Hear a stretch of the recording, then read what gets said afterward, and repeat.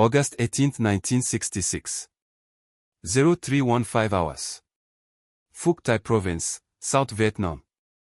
Rain drips from the canopy in slow, patient taps, each one sounding louder than it should. The jungle smells of wet earth, rotten leaves, and cordite long faded into the soil. In the dark, a line of men moves without speaking, their boots barely pressing the ground, rifles carried low. There are no flags on their sleeves. No unit flashes. No names. If they die here, the jungle will take them first, and the paperwork may never follow. Captain John Macaulay halts the patrol with a raised fist. He listens. Somewhere ahead, maybe 200 meters, metal clinks softly. A cooking pot. Viet Cong. The men drop to their knees in one smooth motion. Faces painted in dark greens and blacks, uniforms stripped of every marking that might say who they are or where they come from. Only the weapons hint at origin. L1A1 self-loading rifles with taped metal parts. O1 submachine guns carried by point men. A suppressed M16 captured and repurposed. Everything chosen for silence. These men belong to the Special Air Service Regiment of Australia, SAS. Officially, they are advisors. On paper, they do not conduct combat patrols like this. Unofficially, they have been here for months, slipping deep into contested jungle, watching trails, counting footsteps, mapping a war most people back home will never see. The lack of insignia is deliberate. If captured, there is no kangaroo, no rising sun badge, nothing to link them cleanly to Canberra. Deniability is not an abstract concept here. It is survival. Macaulay signals forward. Trooper Ray Simpson crawls ahead, moving like a shadow between tree roots and fallen branches. He stops, raises 2 fingers, then points. A small enemy camp. 3 men, maybe 4. Rifles leaning against a tree. Hammocks slung low. This is not the target. This is information. The patrol withdraws the same way it came, erasing footprints with branches, counting steps, memorizing bends in the creek. By first light, they will be gone.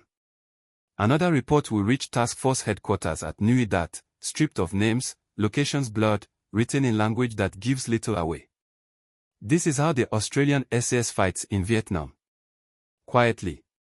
Anonymously. Always in the shadows. The reason begins years earlier, far from this jungle. In the early 1960s, Australia is a country still shaped by the Second World War and the Korean conflict. Its military identity is tied tightly to allies, especially Britain and the United States. When Vietnam escalates, Canberra commits troops cautiously. Infantry battalions arrive. Artillery follows. The war becomes visible. The SAS is different. Formed in 1957 and modeled closely on the British SAS, the Australian regiment is small, selective, and built for reconnaissance and unconventional warfare. Its doctrine emphasizes stealth, initiative, and political sensitivity. By the time Vietnam demands specialists who can move unseen, the SAS is ready. But readiness brings complications. Covert operations cross borders. Patrols operate beyond declared areas of responsibility. Intelligence gathered can influence bombing campaigns and allied strategy. If something goes wrong, if a patrol is compromised or captured, the consequences ripple far beyond the jungle. So the order comes down, quietly and without ceremony. Remove all national identifiers. No shoulder patches. No rank slides. No dog tags that cannot be explained away. Weapons may be mixed. Equipment may be improvised. On paper, these men are ghosts. For the troopers, the change is immediate and personal. Insignia are not decoration. They are identity. They tell you who you belong to when things fall apart. Now, there is only the man beside you and the patrol leader ahead. Sergeant Kit Payne checks his gear before moving out on another long-range reconnaissance patrol. Ammunition counted. Water rationed. Claymore mines tested. A PRC-25 radio wrapped in plastic against the rain. He touches the bare shoulder of his uniform, where a patch would normally sit. It feels wrong. Exposed. The jungle does not care. Hours later, the patrol lies motionless as a Viet Cong unit passes within meters. Boots splash in mud. A cigarette glows briefly, then vanishes. Sweat runs into eyes. Ants crawl under collars. No one moves. If discovered, there will be no immediate extraction, no helicopters roaring in. Survival depends on disappearing. This is the unspoken truth of deniability. It protects governments, but it leaves soldiers alone with the consequences. As the SAS patrol fades back into the trees, their presence unmarked and unacknowledged, the shape of their war becomes clear. It is not about territory taken or flags raised. It is about information gathered, risks absorbed, and secrets kept long after the shooting stops. And this secrecy, born of politics and necessity, will define their missions, their dangers, and the legacy they carry home, often without recognition. September 3, 1966. Nui Dat, Phuc Thai Province. The briefing room is little more than a reinforced hut, its tin roof rattling softly as rain begins again. A single map is pinned to the wall, edges curling from humidity. Red grease pencil marks trails, villages, and shaded areas labeled only with numbers. Captain Macaulay stands with his arms folded as an intelligence officer speaks in a careful, practiced tone. There are no formal orders handed out. No typed mission directive bearing a signature. Everything is verbal. Everything can be denied. The task is simple in description and lethal in execution. Insert by helicopter before dawn. Move west toward the long high hills. Observe enemy movement along suspected infiltration routes. Confirm unit size, direction, and timing. Do not engage unless compromised. Extraction uncertain. No insignia. No identification. If compromised, evade south and wait. The intelligence officer finishes and looks around the room, making eye contact with each patrol leader. The silence afterward says more than the briefing itself. Everyone understands what this means. The SAS will operate where official forces are not supposed to be. They will see things that will never be publicly acknowledged.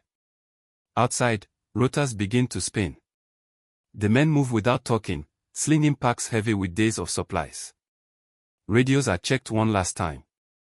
Frequencies memorized, then written down and destroyed. In the half-light before dawn, they look less like a national military unit and more like armed silhouettes borrowed by the jungle itself. As the helicopters lift, the insignia question fades into something more immediate. Survival. They are dropped in a small clearing cut only hours before by engineers. The aircraft do not linger. Within seconds, the noise is gone, swallowed by distance and trees. The patrol forms up and moves out, the clearing already beginning to disappear behind them. Long-range reconnaissance patrols demand patience beyond ordinary soldiering. The SAS moves for hours, sometimes days, without seeing an enemy. Every sound is catalogued. Every broken branch is suspect. Every footprint is measured and memorized. The men walk heel to toe, stepping where others have stepped, spreading weight carefully. By midday, they reach a ridgeline overlooking a narrow trail. The jungle opens just enough to see movement below. Viet Cong porters. Then armed escorts. Then more porters. The count climbs steadily. The patrol leader signals for notes. Distances estimated. Weapons identified. A heavy machine gun. Several SKS rifles. This is not a local unit.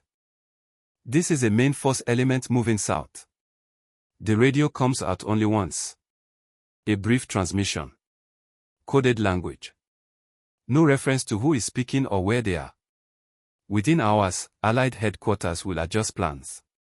Airstrikes may follow. Infantry battalions may reposition. The SAS patrol will remain unseen. This is why the insignia are gone. Intelligence like this shapes the war quietly. If discovered, it would raise questions no one wants answered. The danger is constant. On the third night, a listening post hears movement too close. A patrol of Viet Cong is sweeping the area, methodical and alert. The SAS men freeze in place, rifles angled down, fingers resting lightly on triggers. One enemy soldier stops less than 5 meters away. He squats, lights a cigarette, and coughs. You can hear his breathing. You can smell the smoke. If he looks up, the patrol will have seconds to react. There will be no clean escape. Fire will bring attention. Attention will bring reinforcements. And if captured alive, the lack of insignia will not save them. It may make things worse. The soldier finishes his cigarette and moves on. The jungle exhales. Back at Nui days later, the patrol returns thinner, quieter. Reports are delivered hand to hand. Notes are copied and burned. No photographs. No personal accounts. What they saw will exist only in fragments inside classified files. The absence of insignia begins to shape the men psychologically. Without visible rank, authority becomes entirely personal. Respect is earned in the field, not worn on the sleeve. Decisions are questioned and tested in whispers, because mistakes cannot be hidden behind bureaucracy. Trooper Simpson cleans his rifle late at night, listening to distant artillery. He thinks about home, about how no one will ever know exactly where he has been or what he has done. Medals may come later, stripped of detail. Stories will be vague, softened by time. The secrecy is a shield for the government, but it is also a burden carried by the soldiers.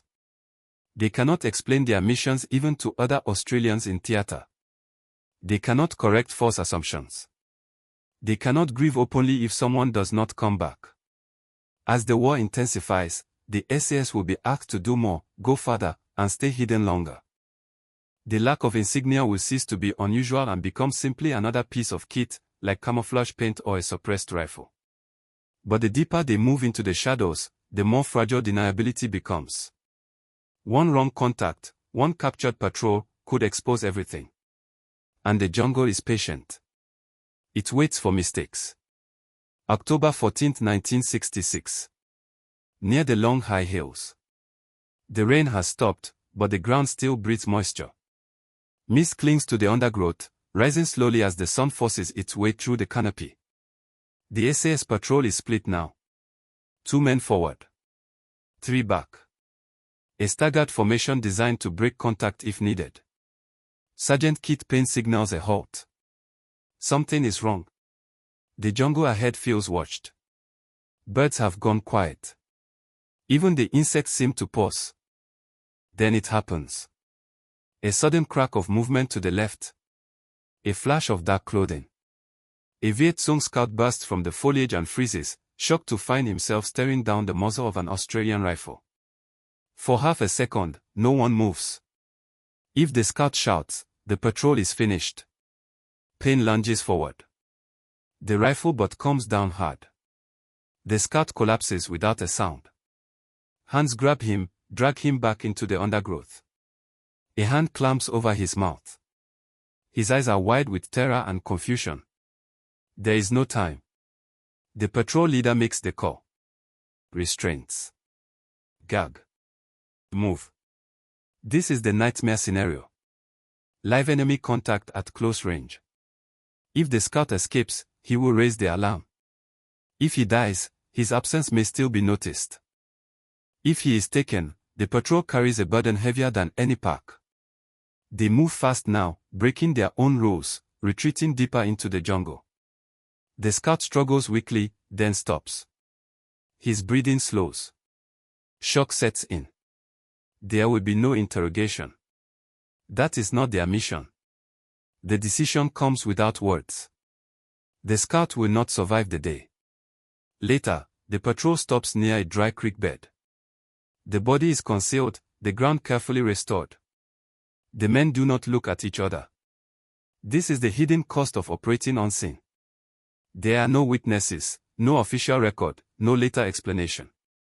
If captured, you do not exist. This understanding shapes everything the SAS does in Vietnam. There are no last stands for the flag. No expectation of rescue if compromised deep in enemy territory. Helicopters cannot fly where the mission officially does not exist. Each man carries a cyanide pill sewn discreetly into his gear. Not spoken about.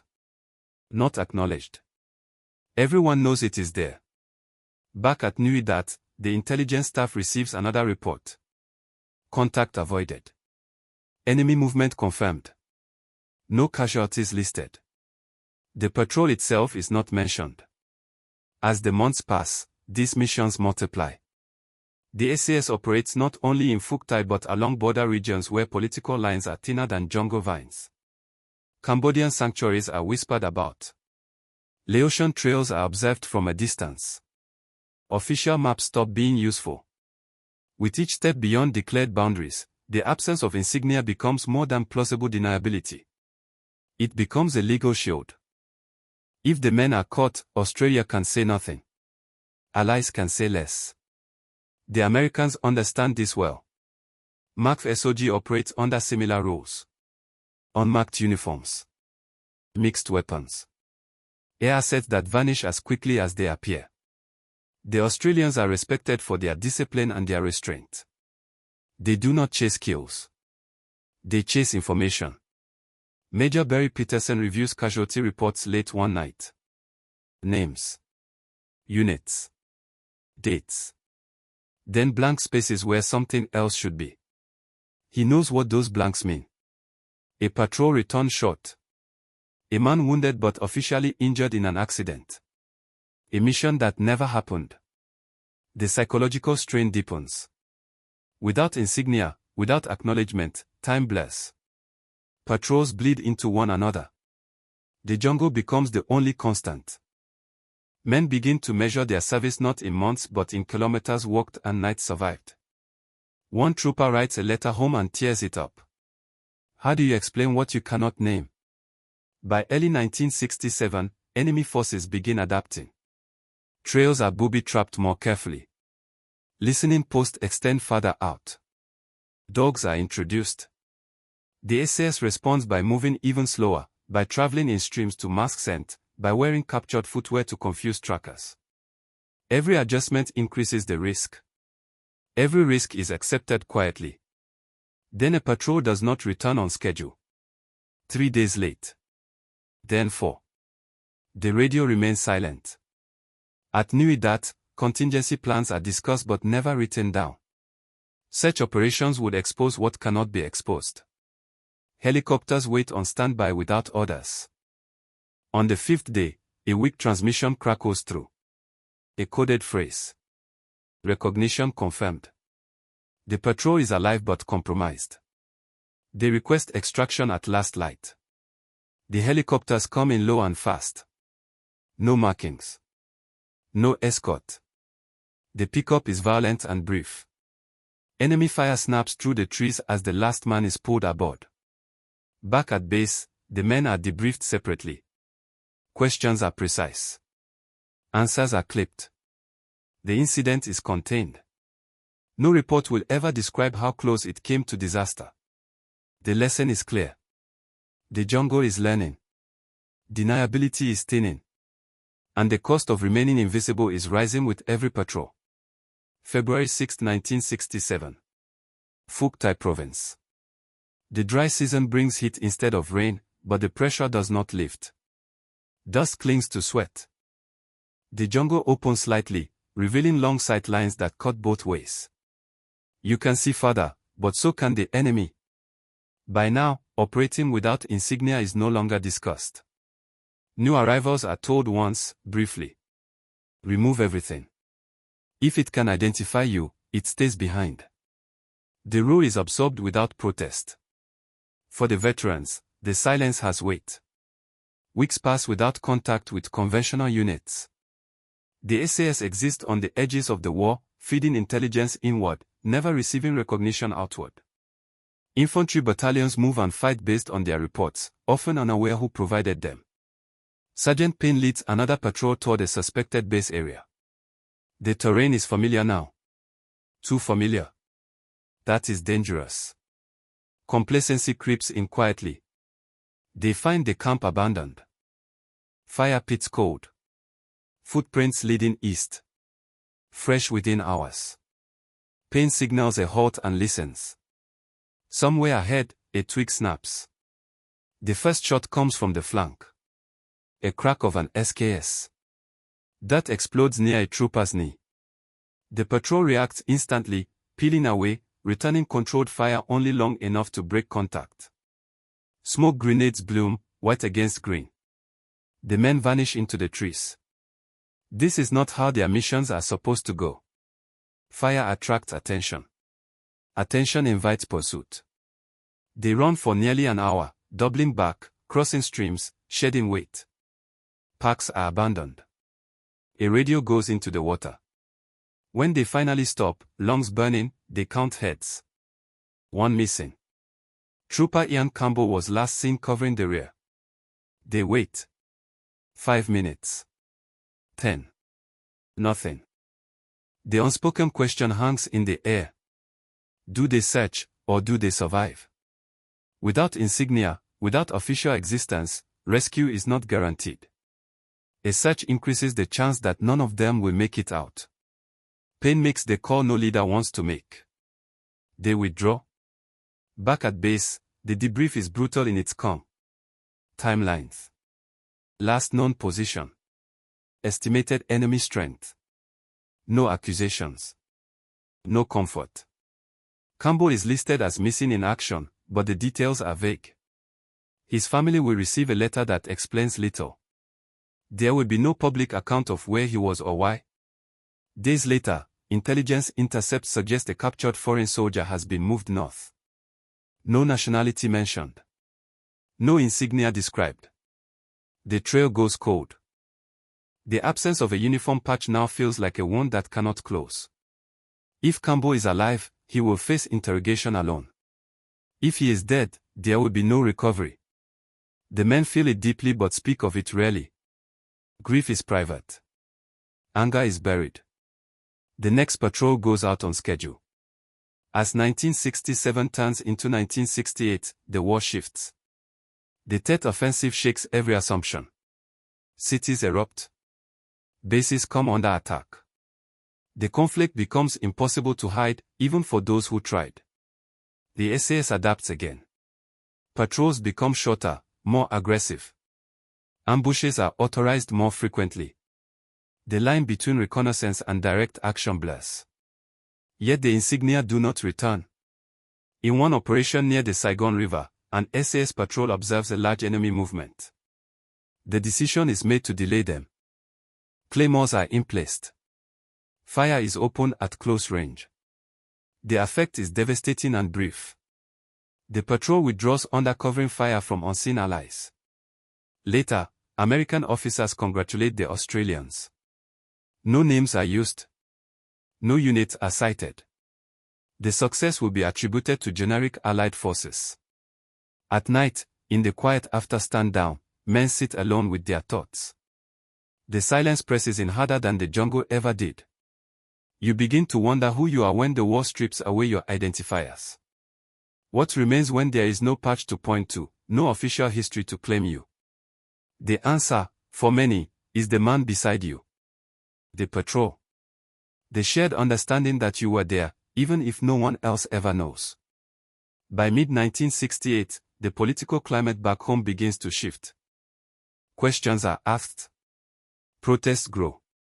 The war is no longer distant. Pressure builds to define involvement more clearly. For the SAS, clarity threatens their way of operating. Deniability has protected missions, but it has also hidden costs that are becoming harder to carry. Soon, decisions will be made far above the jungle floor. Decisions that will change how these men fight, and how their service will be remembered. November 12, 1968. Knew that. The camp feels different now. Louder. More crowded. Conventional units rotate through invisible waves, their arrival and departure marked by ceremony, press attention, and paperwork. The SAS compound remains the same. Low profile. No visitors unless cleared.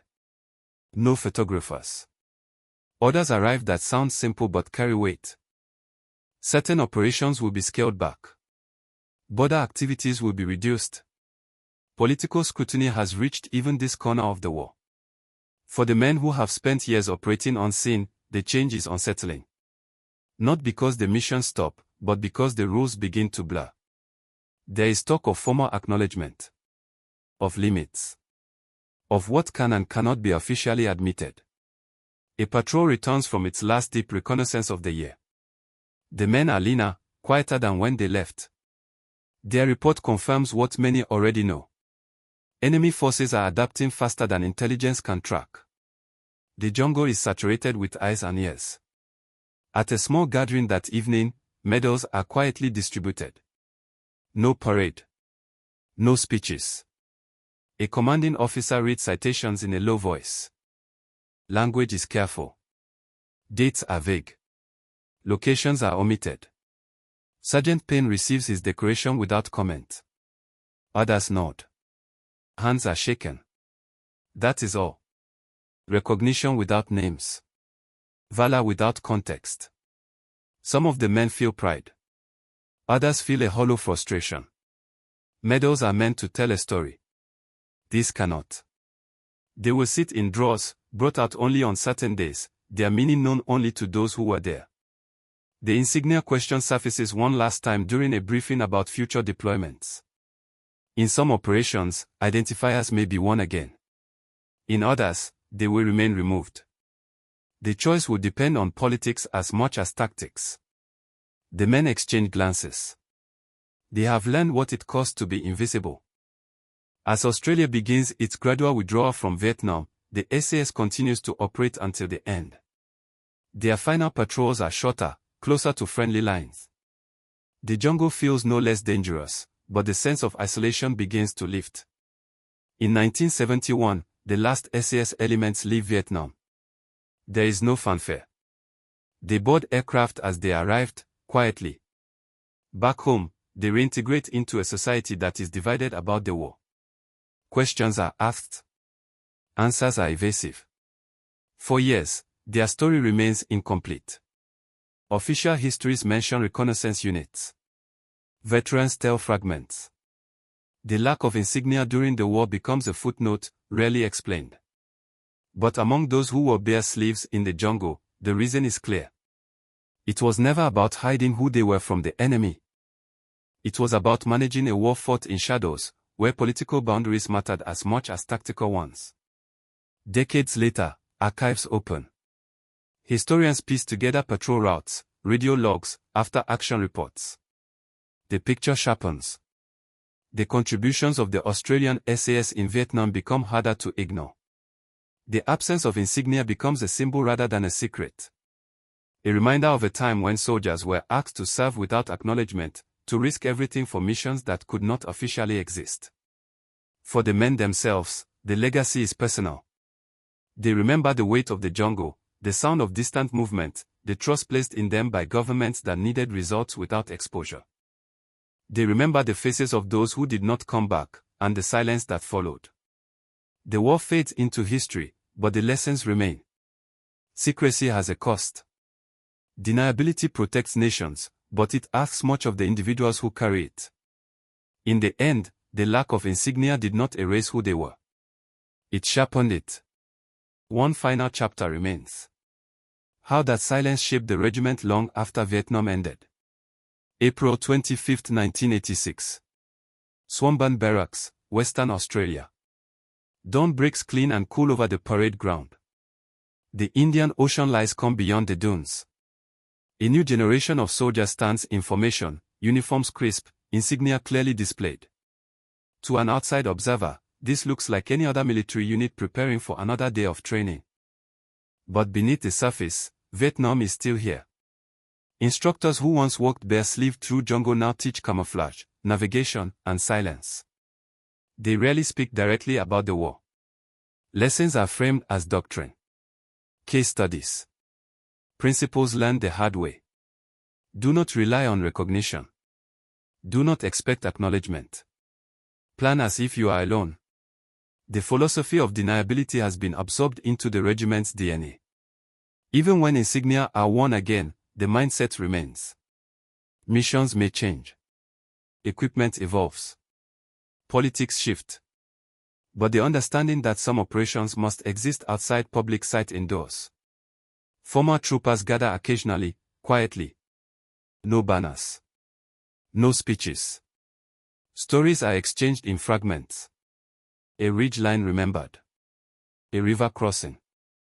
A name spoken softly, then left alone.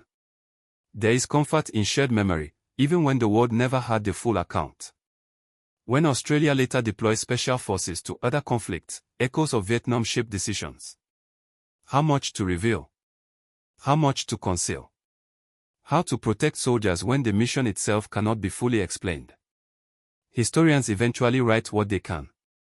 The Australian SAS in Vietnam is recognized as one of the most effective reconnaissance forces of the war.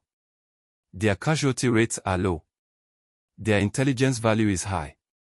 Their influence on Allied operations is undeniable. Yet the most defining detail remains the simplest. The empty sleeve.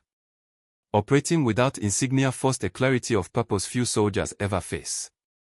Strip away nation, rank, and public recognition, and what remains is the raw contract between a man, his comrades, and the mission. Trust becomes absolute. Responsibility becomes personal.